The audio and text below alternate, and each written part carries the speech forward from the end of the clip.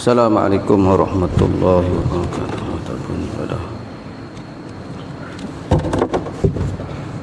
Assalamualaikum warahmatullahi wabarakatuh. Al-Fatihah. A'udzu billahi minasy syaithanir rajim. Bismillahirrahmanirrahim. Alhamdulillahi rabbil alamin. Ar-Rahmanir Rahim, Maliki Yaumiddin. Iyyaka na'budu wa iyyaka nasta'in. Ihdinas siratal mustaqim. Siratal ladzina an'amta 'alaihim ghairil maghdubi 'alaihim waladdallin. Amin. Wassalatu wassalam ala asyrafil anbiya'i wal mursalin wa ala alihi wa sahbihi ajma'in. Allahumma 'allimna ma yanfa'una wanfa'na bima 'allamtana wa zidna 'ilma wa 'amalan mutaqabbala. Subhanaka la 'ilma lana illa ma 'allamtana innaka antal 'alimul hakim. Wala haula wala quwwata illa billahil 'aliyyil 'azim. Hadis yang ke-13 daripada 40 hadis yang membicarakan tentang indahnya syurga dan ngerinya neraka. Hadis yang ke-13 ini menyebut tentang nikmat makan dan minuman di dalam syurga. Hadis pada minggu lepas ada yang ke-12 yang telah kita baca, yaitu hadis yang menyebut tentang sesiapa yang mengakhirkan kalamnya dengan kalimah la ilaha illallah dakhalal jannah. Kita dah sebut dan hurai, maknanya orang yang menghabiskan umur dia ataupun saat sampai ajalnya, kali dia boleh akhir kalamnya dengan kalimah tauhid, kalimah la ilaha illallah dakhalal jannah. Tanda-tanda husnul khatimah, tanda-tanda orang yang mati dalam keadaan yang baik. Yang baik.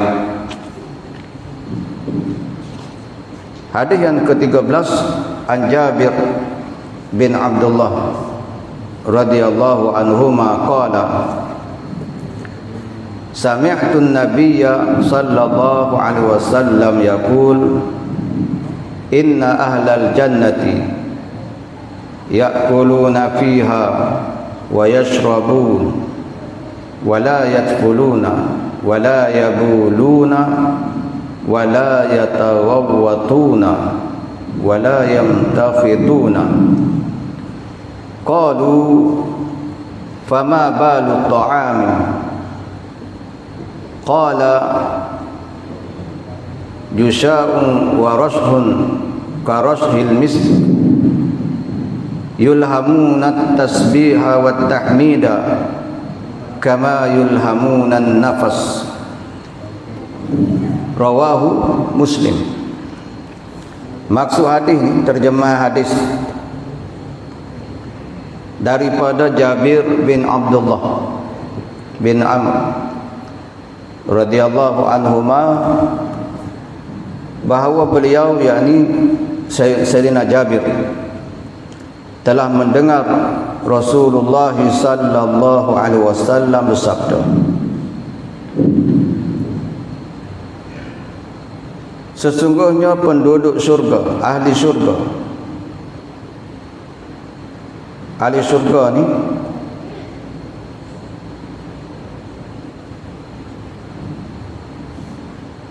mereka ini makan padanya dan minum di dalamnya. Ahli syurga ni dia minum dia makan di dalam syurga. Namun mereka tidak meludah, tidak kencing, tidak buang air besar, tidak berak, dan tidak mengeluarkan kohok-kohok, denda-denda. Lalu para sahabat bertanya, bagaimana nasib makanan di perut mereka? Makan, minum, tapi tak berak, tak kencing. Kalau kita tak makan, tak berak apa ni, kalau makan saja, minum saja, tak berak, tak kencing tak? Masalah lah perut kita tu, sekok dan sebagainya. Jadi sahabat Nabi tanya, bagaimana nasib makanan di perut mereka? Lalu Rasulullah sallallahu alaihi wasallam menjawab, menjadi sedawa dan peluh yang berbau minyak wangi, kasturi. Mereka diilham selalu bertasbih dan bertahmid sebagaimana kalian selalu bernafas. Hadis riwayat Imam Muslim. Bolehlah rujuk hadis ini dalam kitab Sahih Muslim, hadis yang ke 2835. Hadis yang nombor dia 2835. Pengajaran hadis ini ialah hadis yang kita baca ni hadis sahih, riwayat daripada seorang sahabat Nabi yang namanya Jabir bin Abdullah bin Amr. Antara sahabat yang terkenal juga sahabat ni. Ayah dia juga Abdullah bin Amr ini seorang sahabat Nabi, dan Jabir ini sempat juga bersama dengan Nabi sallallahu alaihi wasallam. Mengikut kisahnya, ayah dia Abdullah bin Amr bawa dia, waktu ni dia kanak-kanak lagi lah, umur belasan tahun, pergi ke Mekah, bertemu dengan Nabi sallallahu alaihi wasallam dalam peristiwa perjanjian Aqabah. Perjanjian Aqabah, kalau kita pergi di Mina tu, ada kita tengok masjid kecil di Likung, tempat berlakunya perjanjian antara orang Ansar, orang Madinah pergi bertemu dengan Nabi sallallahu alaihi wasallam membuat perjanjian ta'ah setia. Jadi Jabir ni dibawa oleh ayah dia Abdullah bin Amr. Jadi dia masuk Islam waktu kecil lagi. Dan Jabir ni sentiasa bersama dengan Rasulullah sallallahu alaihi wasallam, banyak mendengar ilmu, banyak mendengar apa yang Nabi beritahu. Jadi Jabir bin Abdullah salah seorang sahabat yang terdiri daripada sahabat yang banyak meriwayatkan hadis-hadis Nabi juga. Kalau kita dengar biasa Abu Hurairah, dan riwayat daripada Jabir pun banyak. Antaranya disebut riwayat Jabir ni daripada Rasulullah sallallahu alaihi wasallam, bilangnya hadis 1540 hadis. Banyak tu 1540 hadis ni. Maksudnya dia pernah dengar. Bila sebut hadis ni, sebagaimana yang kita sebut sebelum pada ni, hadis ni min qaulin Nabi, daripada kata-kata Nabi. Jadi Jabir ni pernah dengar Rasulullah ni adanya kata gini. Boleh jadi Jabir pernah melihat perbuatan Nabi, min fi'lin Nabi, perbuatan Nabi. Boleh jadi Jabir ni ada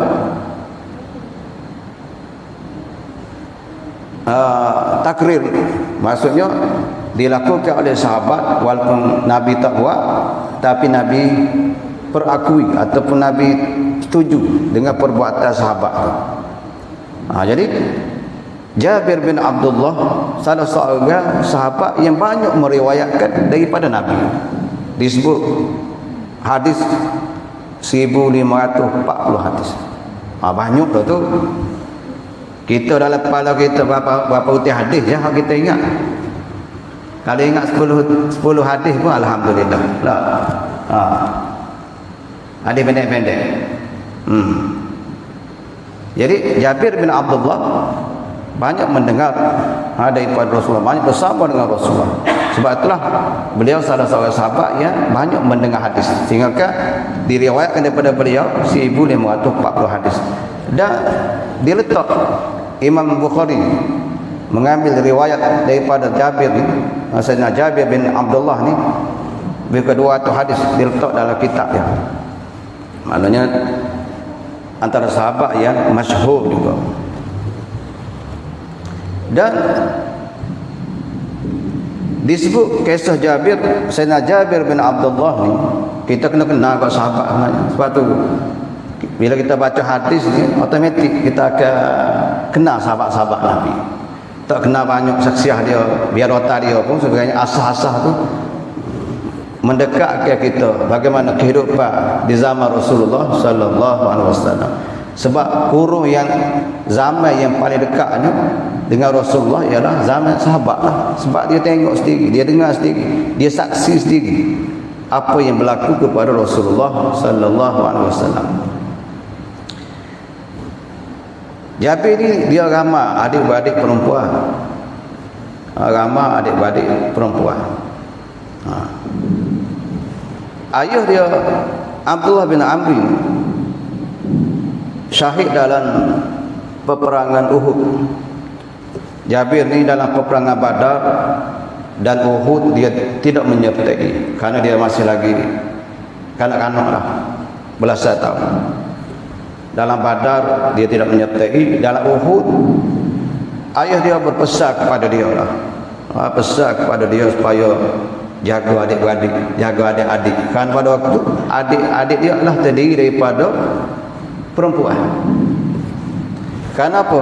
Kerana ayah dia ni merasai boleh jadi syahid dalam peperangan Uhud, mati dalam peperangan Uhud. Rupa-rupanya memang Allah Ta'ala pilih ayah Jabir bin Abdullah bin Amri gugur syahid dalam peperangan Uhud. Dan sebelum itu ayah dia pesan antaranya supaya menyelesaikan hutang piutang. Ada hutang lah, ayah dia ni ada hutang.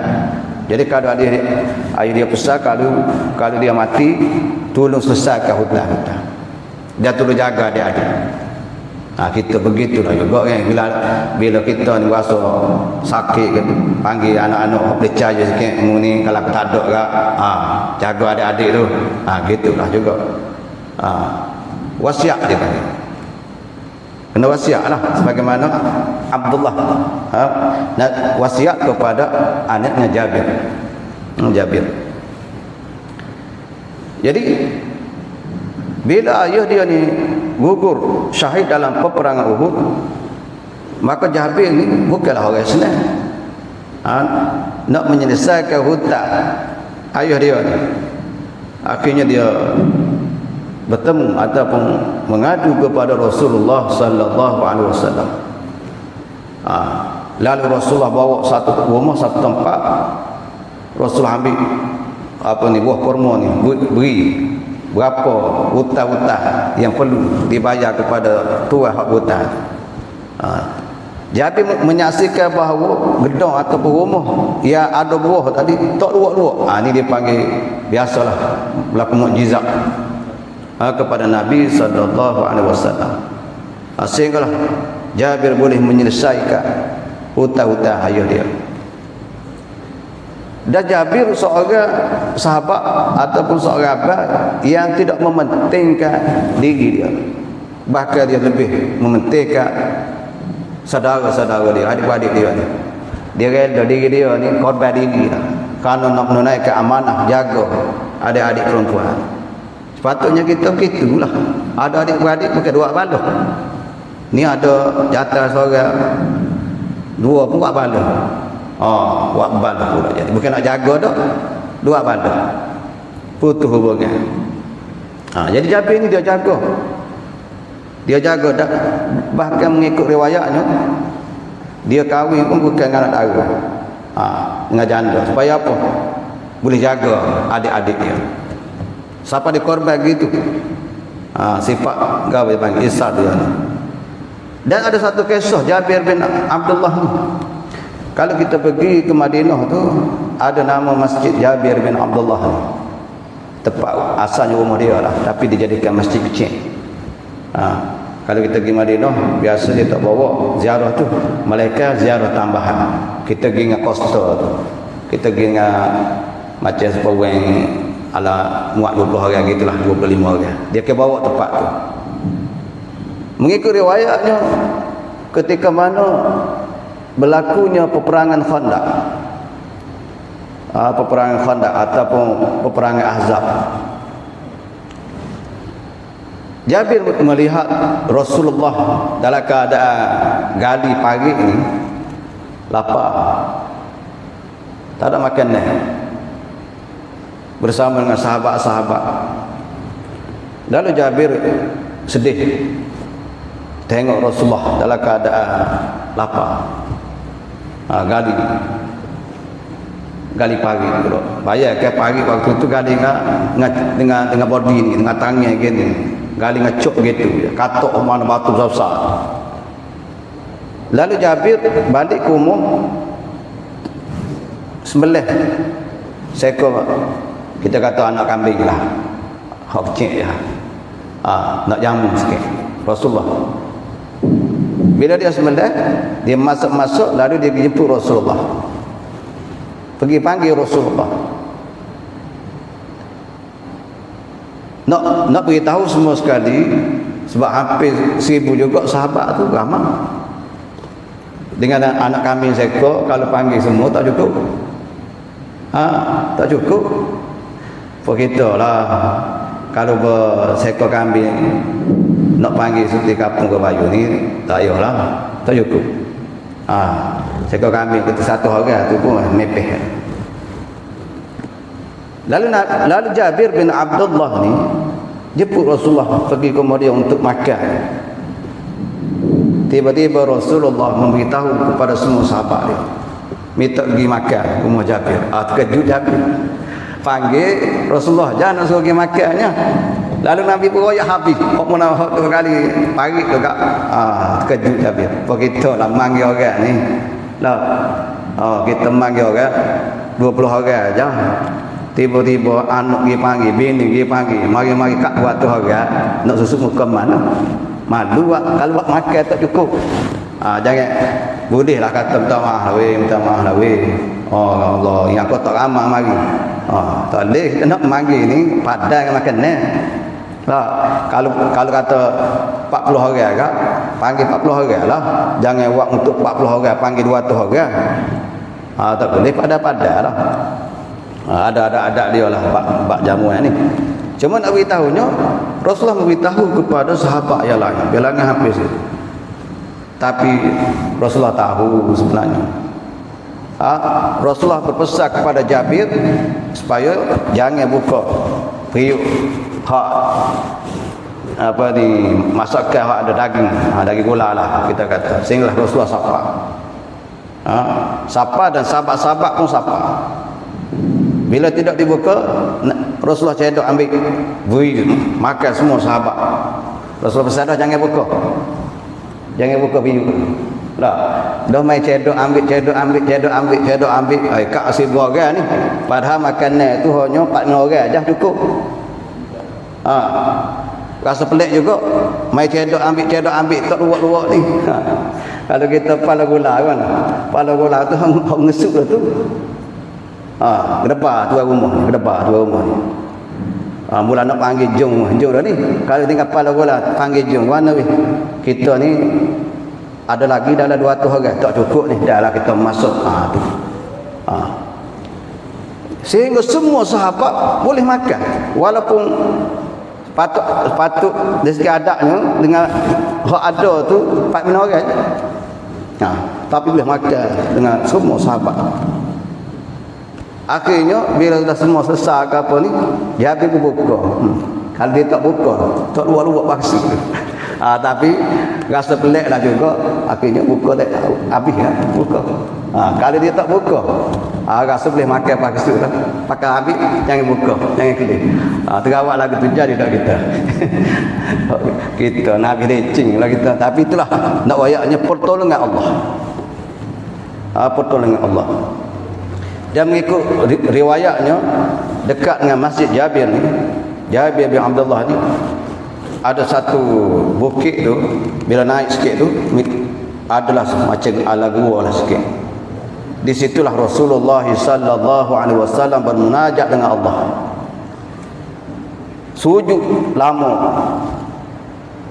Sujud lama tujuan apa? Berdoa kepada Allah. Sehinggalah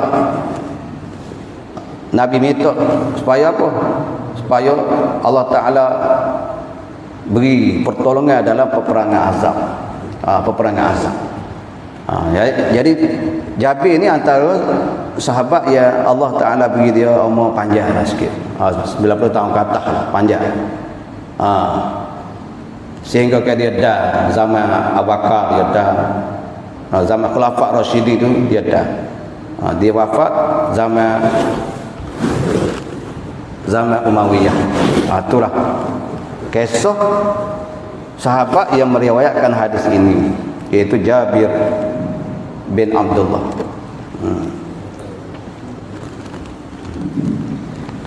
Pengajaran hadis ataupun syarah hadis, ulasah hadis. Yang pertamanya disebut sememangnya di dunia ini kita buat air besar atau kecil, kita berok, kita kecing, merupakan satu perkara yang sangat penting dalam hidup atas dunia ni. Kalau tidak berok, kalau tidak kecing, maka masalah besar akan berlaku pada badan kita. Bahkan boleh bawa kepada kematian skop ni. Hidup kita atas dunia ni, kalau tidak kecing, tak berok, tak usah kata apa ni 2-3 hari, sehari pun kita rasa tak selesa dah. Tak normal lah. Kalau sehari daripada pagi sapalah malam tak berok sekali rabu, tak kecing sekali rabu, tak normal tu. Penyakit lah tu. Penyakit tu. Memanglah atas dunia ni berok kecing ni perlu sebab dia nak buat habis. Toksik kotoran kita makan hak apa tu, hak proses-proses terjadi zat tu duduk dalam tubuh kita. Hak mana badan toksik, tubuh toksik tu dia waktu tubik lah. Dia waktu tubik kuat air kecing, dia waktu tubik ku najis kita tu. Jadi namun kita tidak boleh menyamakannya dengan keadaan di dalam syurga. Apabila sudah masuk ke dalam syurga, segala zat yang masuk ke dalam tubuh kita akan berubah menjadi sedawa dan peluh yang mengeluarkan bau-bau kasturi. Tiada lagi bau busuk yang dikeluarkan apabila seseorang itu berada di dalam syurga. Jadi bukan kata dalam syurga ni bila kita makan, bila kita minum lagu mana ni, takkanlah tak keluar angin sikit abuk. Keluar juga dengan sedawa, dengan berpeluh. Tapi berpeluh bau-bau ataupun sedawa yang keluar daripada mulut ni tak busuk. Tak busuk. Tak sama atas dunia ni. Atas dunia ni selalu makan yang sedap sikit lah. Sedawa pun busuk, berok pun busuk. Tak busuk, makan daging berok busuk. Tak tahu tu lah kita makan daging sedap-sedap sikit. Lepas tu berok pula jaga-jaga. Jaga. Bukan 3 kali sehari, kan 2 kali sehari tu. 2 hari baru berok. Oh berok tu tahi busuk banget tu. Lah, kalau tak ada sabun tak ada sabun dekat. Kalau kita tak basuh tangan kita dulu dekat. Jam-jam atas tahi. Hak tu dekat. Itu air lagu mana pun bang pengap-pengap tu. Dia lekat. Lekat. Berlaku. Hak tu najis atas dunia. Tu kehidupan atas dunia. Kehidupan akhirat dok begitu. Makalah bagaimana pun dia kesedawa. Dan bau dia tu bau kasturi, bau wangi-wangi. Dia akan berpeluh. Peluh tu juga wangi. Kita tadi peluh kita tu busung bau jebak dekat. Kalau nak makan jenis sup-sup peluh molek dekat. Allah peluh dekat. Orang apa boleh Allah apa ni habis. Busung. Tu peluh ataupun sedawa atas dunia memang busung. Kalau kita makan gapo hok bang busuk makan sedap bang busuk musaking makan ria orang makan ria kan makan sedap dia mari semaya tepi sedawa ada suti ni meh kali dia sedawa tengah tu sekitar tu kak pada tekuk hidung wak dia tu bang dalam syurga tak gitu. Dalam syurga tidak begitu. Nak ayatnya betapa nikmatnya kehidupan dalam syurga. Tak ada skop dah, tak ada dah. Atas dunia ni salah makan banyak sikit. Tak boleh kawin, tak boleh makan banyak skop, kawin skop. No skop. Nak sangat. Salah malas sikit, tak boleh makan kawin. Nak sangat mulut ni selera ni ada sangat. Tapi tak boleh lah ni, tak boleh. Tak boleh, goni tak boleh. Dari syurga tak ada benda gitu. Semuanya nikmat. Semuanya nikmat. Nikmat berlaku. Berasa nak makan boleh makan. Makan banyak, bawa makanlah. Nak makan pun tidak mendatangkan mudarat. Tidak mendatangkan penyakit. Nak memberi keyakinan kepada kita. Kita ni kena beriman, kena yakin bahawa balasan Allah di hari akhirat bagi orang mukmin, bagi orang yang bertakwa kepada Allah Taala ialah dijanjikan syurga. Kita sedap macam mana sekalipun makanan atas dunia, minuman lazat macam mana sekalipun atas dunia ni kena 2 gelas tak sih.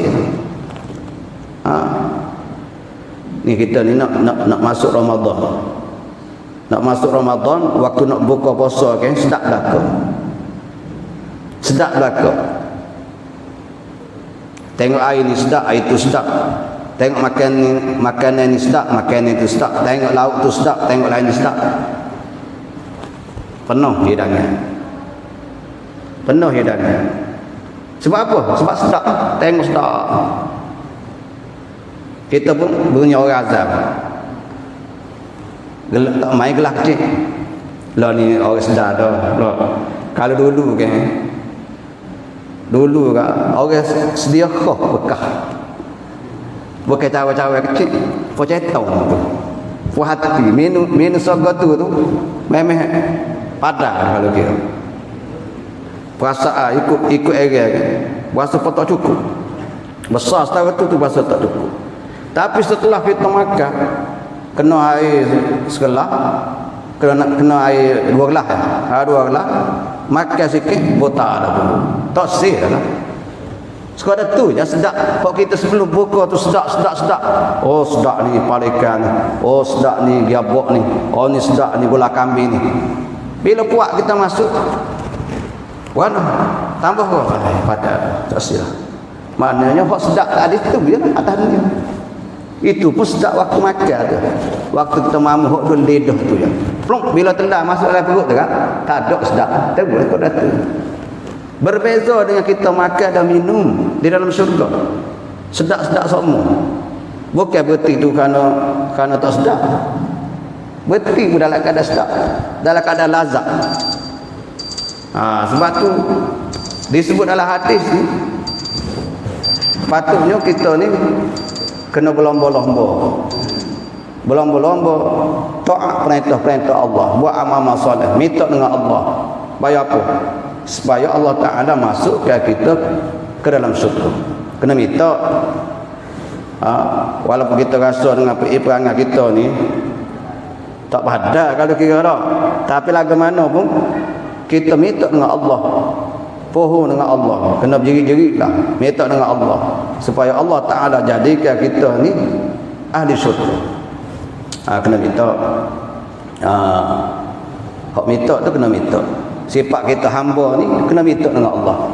Jadi disebut bahawa Allah Ta'ala gantikan hak berak kecing tu atas dunia ni, di hari akhirat Allah Ta'ala tukarkan dengan berpeluh ataupun dengan kita sedawa ganti kepada kalau atas dunia dengan kita berak, dengan kita kecing. Sebab tu disebut juga dalam hadis ni, di dalam syurga tidak ada dah hak jenis ingung, jenis gapo tu bingung berhidung, tak ada batuk-batuk kohok-kohok, tak ada dah. Tu atas dunia ya. Batu atas dunia ni bingung ni biasalah. Kohok batuk. Bila mari semua tu kak, mari batuk tak selesa lah tu. Dalam syurga tak ada semua benda gini. Tak ada kata. Sebab itulah tidak adalah tempat yang sebaik-baiknya bagi orang mukmin itu, tempat yang dijanjikan oleh Allah Ta'ala itu malaikat syurga. Patu para sahabat mereka ni berlomba-lomba dalam melakukan amal soleh. Berlomba-lomba sebagaimana kalau kita baca kisah-kisah sahabat ni kak, kalau contohnya orang miskin, bila dia tengok orang kaya boleh infak dan sebagainya, dia orang miskin ni nak buat juga tapi tak boleh. Dia tanya Rasulullah, lagu mana nak supaya menyamai berlomba-lomba, kalau orang itu boleh buat, dia nak buat juga amal soleh, berebut-rebut nak melakukan amal soleh.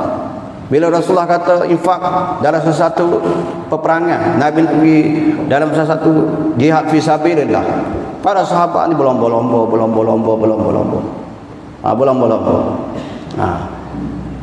Jadi hadis ni memberi pengajaran kepada kita salah satu nikmat daripada nikmat syurga itu ialah bila makan dan minum dalam syurga ni lazat, tapi kita tak akan berak, kita tak akan kecing. Malaikat digantikan dengan sedawa ataupun berpeluh. Itu pengajaran yang pertama daripada hadis yang kita baca. Yang kedua, tak ada habis semua. Tak ada habis semua.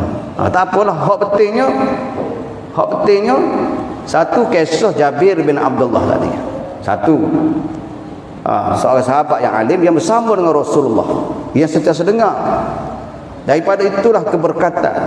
Kita pun samalah juga, walaupun kita ni tak ada zaman Rasulullah, tapi kita duduk dalam majlis-majlis yang disebut tentang apa yang disebut oleh Rasulullah kepada sahabat-sahabat tu. Jadi bila kita baca kalam inilah juga, kata-kata inilah juga yang Nabi sebut kepada Jabir, yang didengar oleh Jabir. Bila kita dengar, inilah hadis Nabi. Cuma dipindahkan kepada lidah orang itu, orang ini saja. Supaya Quran lah. Para sahabat ambil daripada Rasulullah. Lepas tu kita belajar dengan tok guru kita ni, kalau bukannya Rasulullah ajar kita. Lepas tu Quran tu lalu melalui lidah tok guru kita. Gitu. Kawan tak saya baca Quran. Bapa kau nak belajar dengan Rasulullah sendiri. Bila nak kita boleh belajar dengan Rasulullah wafat dah. Lepas tu Quran tu ada dalam diri seseorang. Siapalah kepada kita gini. Hadis Nabi pun begitulah juga. Walaupun kita ni tak ketemu dengan Rasulullah, tapi kita boleh kenal akhlak Rasulullah. Kita boleh kenal nasihat Rasul. Kita boleh tahu nasihat Rasulullah. Hak Rasulullah suka, hak Rasulullah tak suka. Melalui mana? Melalui hadis-hadis apa yang diriwayatkan oleh sahabat-sahabat Nabi ridwanullahu alaihim. InsyaAllah kita sambung. Malaysia lah pula. Wallahu a'lam. Subhanakallahumma wa bihamdik asyhadu an la ilaha illa anta astaghfiruka wa atubu ilaik. A'udzu billahi minasyaitonir rajim. Bismillahirrahmanirrahim. Alhamdulillahirabbil alamin. Salatu wassalamu ala asyrafil anbiya'i wal mursalin wa ala alihi wa sahbihi ajma'in. Allahumma faqihna fid din wa 'allimna at-ta'wil. Wa sallallahu ala sayyidina Muhammad wa ala alihi wa sahbihi wasallam. Alhamdulillahirabbil alamin.